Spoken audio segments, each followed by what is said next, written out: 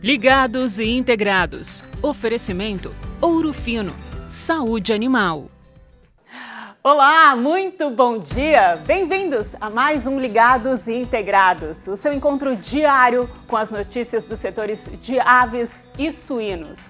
Vamos aos destaques de hoje? Produção de grãos. Vamos entender como os cereais de inverno podem suprir os produtores com a alimentação de aves e suínos. E a indústria de alimentação animal, cooperativas e empresas de fomento de produção de grãos. Pesquisadores da Embrapa Suínos e Aves estudam potencial de substituição do milho por cereais de inverno na alimentação dos animais. Além do valor nutricional do trigo, triticale e cevada, vamos acompanhar os resultados dessa pesquisa. No momento Bem-Estar Animal, vamos falar de criação de perus com dicas práticas de alimentação. Fique com a gente até o meio-dia. O Ligados Integrados está no ar.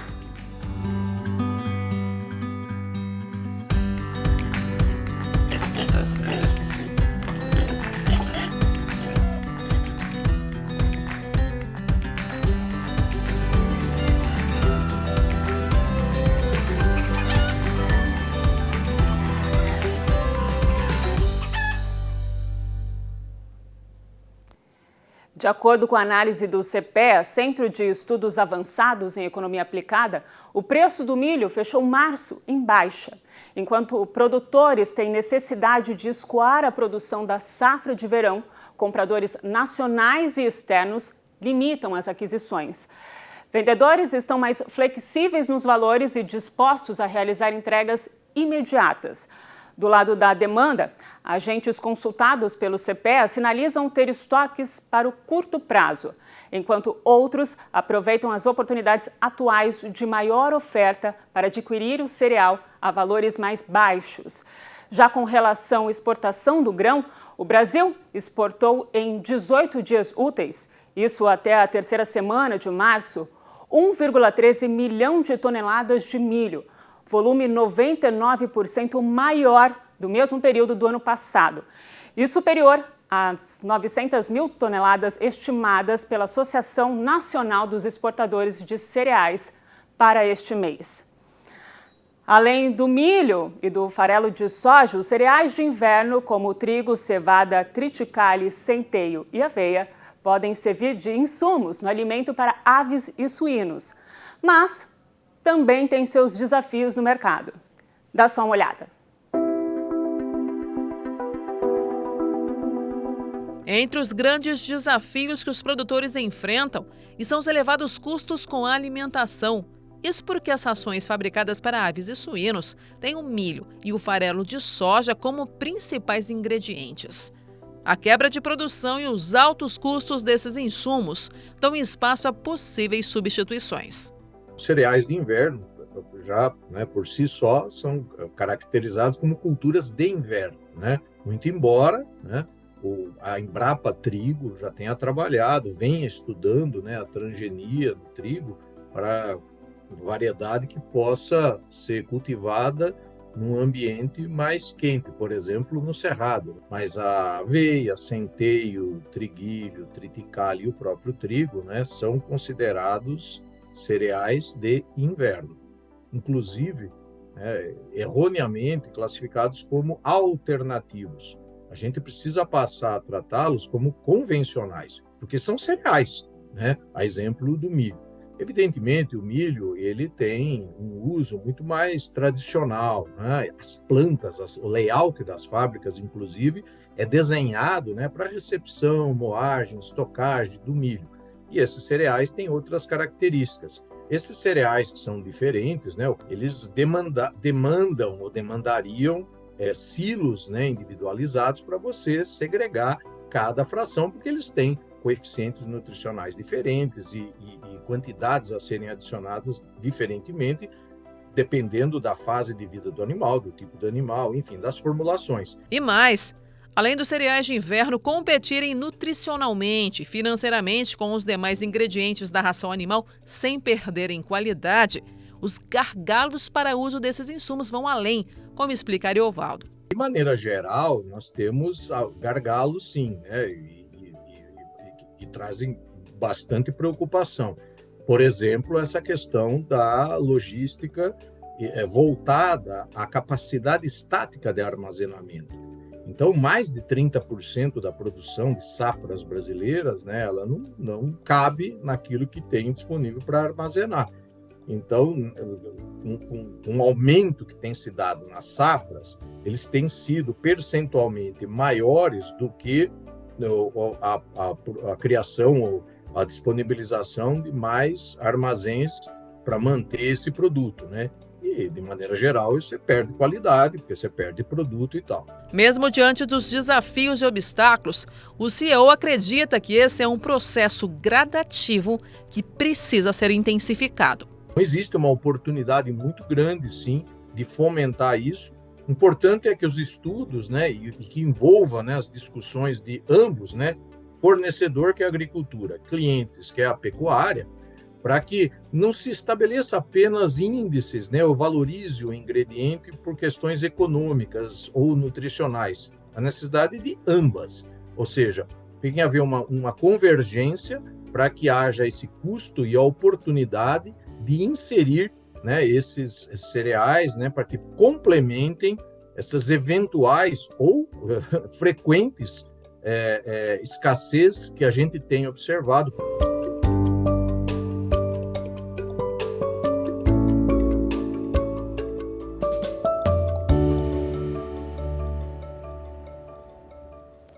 Com a crescente escala de produção de proteína animal, os cereais de inverno têm sido estudados principalmente para atender a demanda de insumos para a ração animal na região sul.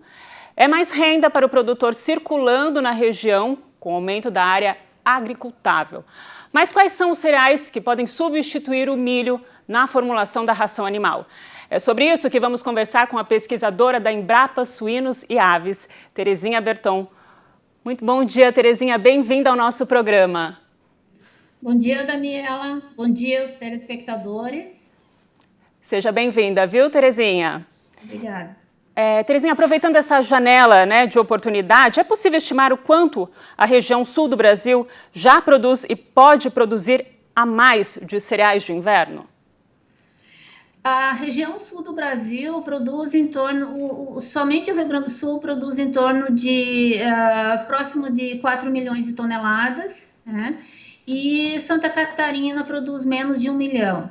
Isso está bem abaixo da necessidade de consumo interno, né? Por exemplo, se nós olharmos a produção de trigo do Brasil, ela está próxima de 10 milhões de toneladas, sendo que o consumo interno, somente para alimentação humana, é de 13 milhões de toneladas, né? Então, a gente vê que o consumo atual, ele não é suficiente nem mesmo para alimentação humana.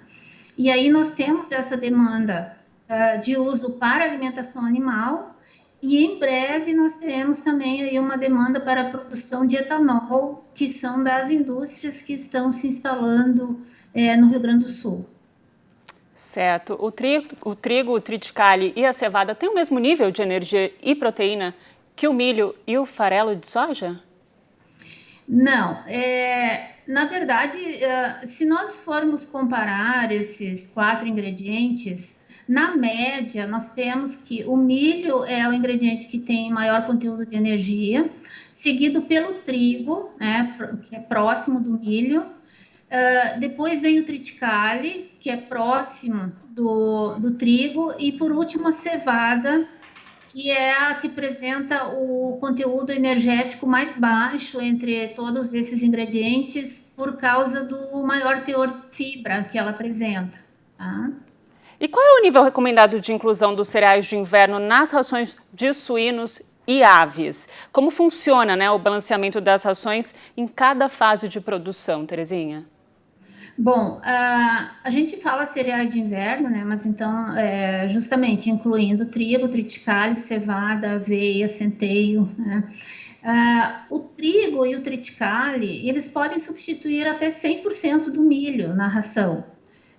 Para suínos principalmente, né? E inclusive o trigo pode substituir 100% do milho para frangos de corte, né? Agora, a cevada não, porque como eu falei, a cevada é mais fibrosa, menos energética, então ela tem níveis ótimos de inclusão aí que variam de 15 a 25% da ração, tá? Não de substituição do milho, da ração, tá? E a aveia seria mais ou menos nesse patamar também, né? Então, isso tudo depende da fase de produção, né? Nas fases iniciais se inclui níveis menores, em torno de 10, 15% desses ingredientes mais fibrosos, e nas fases mais adultas, né, de suínos e frangos de corte, poedeiras, nós podemos incluir aí 25, 30%. E o trigo, como eu falei, então, o trigo e o triticale, eles podem substituir até 100% do milho, mas temos que fazer alguns ajustes nas rações, né? O primeiro deles é a redução do farelo de soja, né? Já que os cereais de inverno têm mais proteína do que o milho. E o mais importante é o aumento da fermentação de óleo ou gorduras animais, justamente para substituir esse déficit energético desses grãos de inverno. Tá certo, eu ia mesmo falar sobre isso. Quanto à pesquisa da Embrapa já evoluiu em comparação com os outros anos, né, onde vocês já vêm mapeando essa oportunidade de produção de cereais com relação à comprovação e evolução? Bem, nós desenvolvemos já, nós estamos no segundo projeto e o primeiro foi em parceria com a Secretaria de Agricultura de Santa Catarina, a FECOAGRO de Santa Catarina, e esse projeto que nós estamos conduzindo agora é em parceria com o Sindicarne e a Empedesc. Então, nós já avaliamos um conjunto de 12 amostras de trigo, 7 amostras de triticale e 7 amostras de cevada, e nós temos observado uma grande variabilidade na qualidade entre diferentes variedades e diferentes anos de produção. E, basicamente, o que nós avançamos, então, é que nós podemos garantir que existem variedades de trigo, né? Existem materiais, né, de trigo, de triticale, com alto valor energético, né, comparável ao do milho, mas também existem aqueles de baixa qualidade, né, que têm a energia mais baixa, e então eles perdem na comparação com o milho, tá? Certo. Agora, pensando no consumidor final, o uso de cereais de inverno altera o sabor da carne? Não, absolutamente não há efeito, nenhum impacto negativo sobre o sabor da carne. O que ocorre é uma pequena alteração na composição da gordura, onde os animais alimentados com cereais de inverno apresentam gordura com um grau de saturação um pouco maior. Isso nos suínos, tá? Mas isso não tem nenhum efeito deletério, muito pelo contrário, quando se fala em processamento de produtos cárneos, esse efeito de maior saturação da gordura, ele pode ser até benéfico. E qual o incentivo que falta para o produtor rural aproveitar essa janela de produção de cereais? Bom, o que precisa hoje é desenvolver um mercado específico para cereais de inverno para a produção animal. A Embrapa Trigo, hoje, ela está desenvolvendo na seleção e no desenvolvimento de novas variedades específicas para a alimentação animal. Isso tanto de trigo, né, como de cevada, sendo que o triticale já é um ingrediente que é apto para alimentação animal. E nós, da Embrapa Suínos e Aves, estamos fazendo a avaliação nutricional desses materiais. Então, o que falta é uma união, uma ação coordenada das cooperativas, que são as responsáveis pela produção dos grãos, com as agroindústrias, que são os usuários finais. Então, esse mercado aí vai depender da atuação, né, da ação coordenada desses diferentes atores, porque o produtor que vai plantar o grão, ele precisa ser bem remunerado. Sim. E a agroindústria, ela precisa de um grão de qualidade num preço compatível com a atividade suinícola e avícola. Então, é isso que precisa. Tá certo. Terezinha, eu gostaria muito de agradecer a sua participação aqui no nosso programa. Obrigada e volte sempre, viu? Eu que agradeço, Daniela. Até uma próxima. No próximo bloco, vamos dar dicas de alimentação na criação de perus. Não sai daí, voltamos rapidinho.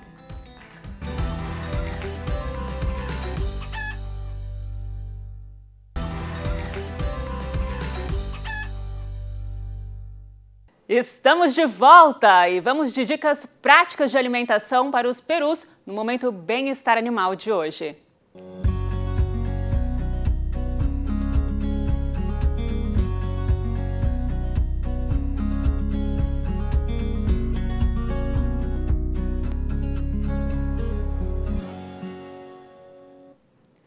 Mas antes, me diz uma coisa, você já fez sua inscrição no canal do Ligados Integrados, lá no YouTube? Ainda não? Então corre, se inscreve! Você pode ver e rever todos os nossos conteúdos. O endereço é youtube.com/ligadosintegrados. Aproveita, ativa o sininho para ficar por dentro de tudo. Agora, assim como qualquer tipo de criação, os perus precisam de uma alimentação saudável e nutritiva. O bem-estar animal e o manejo certo reduzem custos e resultam em um produto final de qualidade. Como tem que ser feita a distribuição e a disposição do alimento? Da água? Quem vai tirar essas e outras dúvidas é o agente agropecuário de perus, Fernando Felicetti. Bom dia, Fernando. Bem-vindo ao nosso programa. Bom dia, Daniela. Bom dia, Ligados Integrados. Fernando, vamos começar já. Como dispor a ração dos perus na granja sem estimular a competitividade dos animais? Então, é muito importante quando a gente vai fornecer a ração para as aves, que a gente tenha o número de comedores suficientes, né? Que a gente tenha a altura desse comedor suficiente e o volume de ração adequado dentro desse comedouro, né? A densidade das aves também dentro do galpão é muito importante, o número de aves por metro quadrado, né? Importante também lembrar que uma água de boa qualidade estimula a ave a comer melhor também. Então, a gente tem uma água clorada, uma água em temperatura adequada também estimula a ave a comer melhor, sem competitividade. Você falou sobre o número de comedores, e aí me veio essa dúvida. Quais os cuidados que o produtor deve ter para garantir que os animais estejam consumindo os níveis de ração necessários e evitando também o desperdício? Então, o importante é ter um bom sistema de alimentação, né? Um sistema coletivo de disponibilidade de ração para essas aves, né? A hora de dispor esse alimento dá de forma coletiva, né? Então, tendo aquele cuidado que eu comentei antes, né, de ter uma água clorada e limpa, uma temperatura também do local onde que os animais estão de qualidade, uma cama de qualidade, ou melhor, resumindo tudo, um bem-estar animal faz com que a ave se alimente melhor e produza mais carne, né? Que esse é o nosso grande objetivo. Tá certo. Fernando, uma dúvida minha, tem um número certo de comedor por ave? Tem. Hoje a gente trabalha com um número de um comedor para 60 aves, né? Esse é o número adequado que a gente trabalha com o ideal para perus. Tá certo. A alimentação dos perus difere muito quando comparado aos do frango de corte, que tem em sua base o milho e o farelo de soja? Não, a base da alimentação dos perus ela é igual à de frangos, né? Então a base é praticamente a grande maioria na sua composição milho, soja. O que a gente difere em relação aos frangos são, a gente tem o uso de soja desativada, né, que é o uso da soja com um grão inteiro, né? Então a gente aproveita também o óleo dessa soja. E o porquê disso? Porque os perus nas fases finais precisam de mais energia para colocar mais músculo, mais carne, porque nós estamos falando de um animal que vai até mais de 20 quilos, né? Então a gente precisa de uma ração mais concentrada em energia no final. Tá certo. E o que muda no manejo alimentar dos perus conforme a idade dos animais? Queria que você explicasse um pouco para a gente. Nós chamamos isso de phase feeding, né? O que é o phase feeding? Para um peru macho terminador, nós temos 9 fases de rações, né? Onde tem a pré-inicial, a inicial, as crescimentos e as finais, né? A ração pré-inicial e inicial, elas são fornecidas às aves nos nossos integrados, que nós chamamos de iniciadores, né? Onde que é um sistema de comedor onde abrange um animal de pequeno porte, né? Então é um peruzinho que pesa em torno de 60 gramas, e aí ele fica até 1,5 kg. Depois eles são transferidos para os nossos produtores, que são chamados de terminadores, onde o sistema de alimentação comporta um animal de maior peso, né? A partir então de 1,5 kg, e que precisa suportar ele até 23 kg, que é nosso peso de abate. Então é isso que mais difere entre um e outro. Tá certo. Fernando, só vou voltar rapidinho. Tem como saber, o produtor saber que ele está desperdiçando ração quando a gente estava falando dos comedores? Tem. O que a gente olha muito é o volume e a altura do comedor, né? O volume da ração disponibilizado no comedor e a altura da ração. Então, a principal característica é a gente vê grãos de ração espalhados em volta do comedor. Esse é o primeiro grande desperdício. E a outra é ver se esse alimento está sendo bem digerido. Então, olhar para as fezes dos animais na cama também vai fazer se a gente está tendo um desperdício ou não. Quando a gente tiver um desses dois cenários, a gente tem que tomar alguma atenção e olhar o consumo de água, por exemplo, ver se não diminuiu o consumo de água, se não tem algum vazamento, se não tem algum problema ambiental, a temperatura alta, estamos saindo do verão agora, né? Mas a temperatura alta também diminui o consumo de ração e também pode aumentar o consumo de água e aumentando o desperdício de ração. Então, essas são as características que a gente pode observar dentro de um aviário para ver se está desperdiçando ração ou não. Tem que estar atento a tudo isso. Fernando, muito obrigada aqui pelas suas dicas. Volte sempre ao nosso programa, viu? Tá bom, muito obrigado, agradeço. Bom dia a todos. Bom dia. Bom, gente, o programa de hoje fica por aqui, mas nós vamos deixar combinado o nosso próximo encontro. Amanhã, às 11h30 da manhã, eu te encontro aqui no Ligados Integrados. Até lá!